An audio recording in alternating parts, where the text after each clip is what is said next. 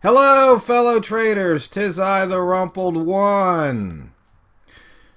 Today is Wednesday, January 31st, the year 2018. Last day of the month. Maybe we'll talk about habits and minimalist.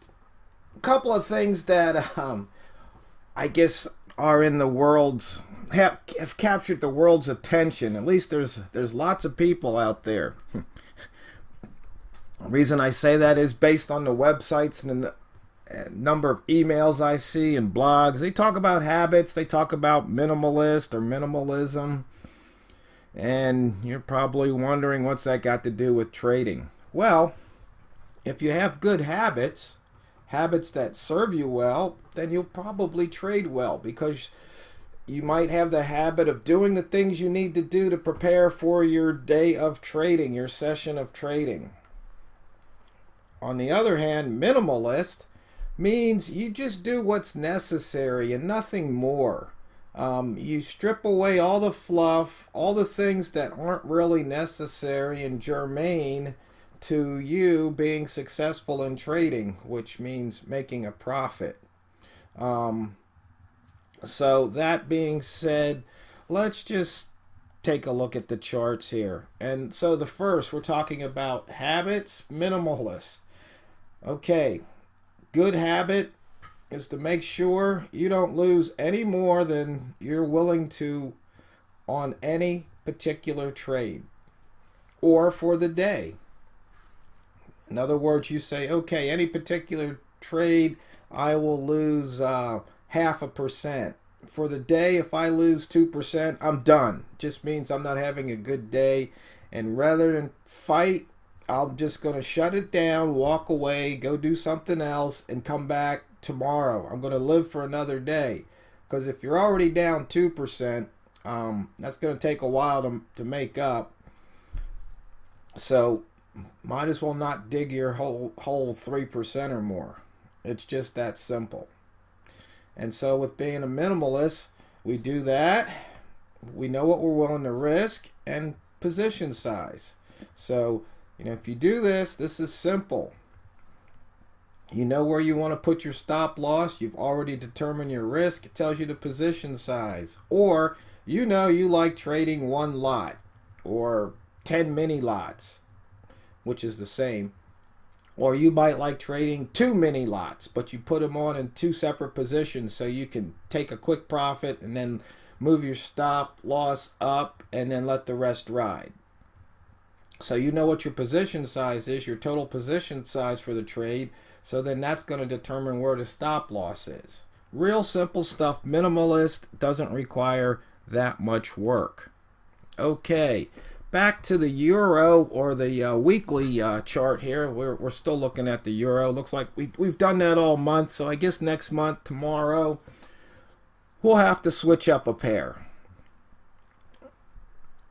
And so here's the euro. As we can see, it's above the weekly open. It filled the gap. Right now the spread's normal. Okay, and we can see it's in the upper wick zone. Okay. Nothing too exciting here at the moment.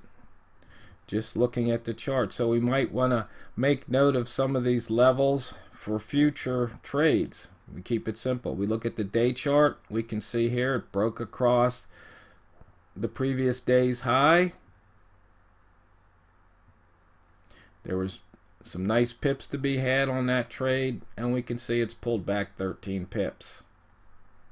Oh, I had started getting into the habit of doing this on each chart, and then I forgot about it, so you guys can see which indicators I use, especially those tuning in for the first time.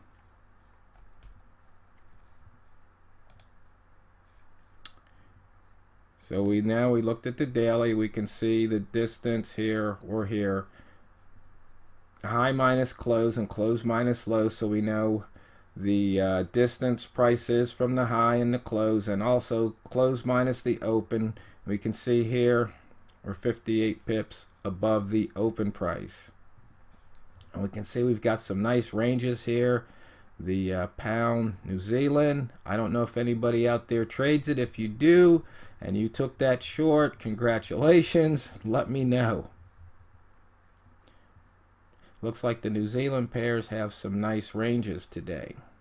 Must have been some news. Okay, minimalist. Once again, you can see here just a few lines on the chart.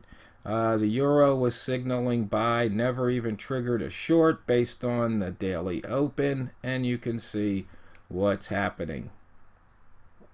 And right here, for anybody trading the weekly open here, it nudged up. You know, somebody might say that was a false breakout. No, it just was a small breakout. If it breaks out by 0.01 pip, it's still a breakout. And you can see here what's happened. We put in a high right there and it pulled back. And then it put in a new high. You know, I've got another indicator that actually draws where the highs are on here for the rat, but I just like using this one.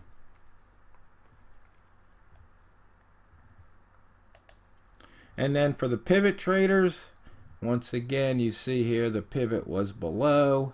It came down, looks like it came down, bounced off the pivot, and then turned right back around. Or did it make the, no, let's see, did it make the pivot? 1.2396, what was the low here? 1.2395, so yes, it hit the pivot, bounced, and took off. So you can basically do a pivot zone trade like a buy zone trade, and see here we've got the top, center, bottom, or top of control, bottom of control. This these two lines here, one's the daily midpoint, the other's the same distance away, just on the other side of the midpoint. So usually price, when it enters this zone, it likes to leave it, as you can see here, here, here, and there. And once again, you can see it over here. Price gets in here, either the buyers win or the sellers win around the pivot, and then they push the price. Once again, simple, minimalist. One thing, see, somebody was asking me a question, I think over on YouTube, about how do you know when to do this, or how many, I remember it was, how many bars do you know to test or something? He goes, why do you use 1,000? Well, it's a nice round number, to be honest. And for, you know, looking at the last 1,000 hours, you know, that's a nice amount of data. I mean, if you take, you know, 1,000 hours and you divide it by 24 hours in a day, you've got 41 days worth of data. And that's going to give you pretty much what price is doing in recent history. Now with MT4, it's got about a 5,000 bar limit, so you're not going to get too much more data than that on the H1. But usually, you know, in a month or so, you're going to have a few days where, you know, you've got the big ranges, and you're going to have the days where the ranges are small, you know, especially during the Asian session there, or actually during the Australian session, you know, about the first couple of hours, you know, a lot, like you can see right here, you know, you don't really have much range there. And then, you know, Tokyo comes online, then London comes online, then New York, and you can see how the big boys really push the price around. So you'll have enough data in there to make a decision. But the thing is, you don't want to overanalyze it. You know, the statistics that I run are pretty simple. It's just based on price movement. You know, distance between open and high, distance between high and close, things like that. Things that, you know, I believe I could use to find an edge. You know, like, let's see, where is it? You know, when I do the buy zone, I mean, when I analyzed the daily candle size, and then I analyze from high to close and close the low, I'm sorry, from high to open and open to low, then I could see, you know what, there's money to be made. And I know, and I can, based on what pair I'm trading, I can fine tune this by a pip or two. But, you know, rule of thumb, usually if it moves 8 or more pips in one direction, there's a, you know, high probability it's going to keep on going, as you can see here. Some days are better than others. And then we look here at the rat zones. Once again, staring at the daily charts, I realized, those wicks, that's a potential. So once again, you look at the high minus the close and the close minus the low. And when you see that those numbers are usually bigger than 20, then if you get in here between 0 and 20, you've got an opportunity to take some pips off the table. And so that's all that I've been doing. Once again, it's a minimalist approach, but I try not to overlay all these different methods, because once you do that, then you start cutting yourself off, because you're not thinking about winning each and every trade. You're thinking about winning over the long haul. And so just when you start to cut out some of the losers, you might be cutting out the big winners. So it's really that simple. You just want to take the trade when it presents itself. Now, on the other hand, you might think of reasons not to trade, and that's okay. When you say, well, statistically, this is not a good time to go long, so I'm not going to, enter the buy zone. It's Sunday, price, gap down. I'm not going to enter the buy zone long today, because chances are it's going to go the other way. Now, if it fills the gap, comes back to the buy zone, triggers long, that's a different story. So once again, it's minimalist, simple rules, common sense rules, and you just use the statistics that the market has shown you. It's not rocket science. Once again, we can look at the price action.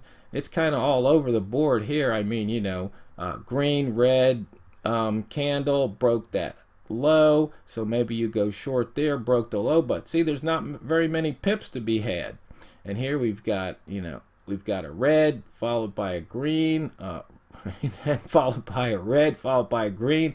I mean, it would drive you nuts here, but you can see here, red followed by green. We're going to break that high. Boom, there we go. Here we got a red, didn't, barely went green, never did. So once again, simple rules. You place your stops tight. You can scratch trades when you see it's turning around. Trading at the line, red candle at the line, there you go. See, this would have been green at the line. You would have probably stopped out, but then you could have picked it up, here, and then here. So yeah, you had a loser. So it's like going up to the plate in baseball. What, you strike out the first time, you quit the game? I mean, who do you know? When you come up the next time, you forget about what happened the last time, unless you did something you weren't supposed to do, or you forgot to do something that you were supposed to do. But you go through your routine, you focus, and then that ball comes over the plate, you smack it, and maybe you get a line drive single, maybe you knock it out of the park.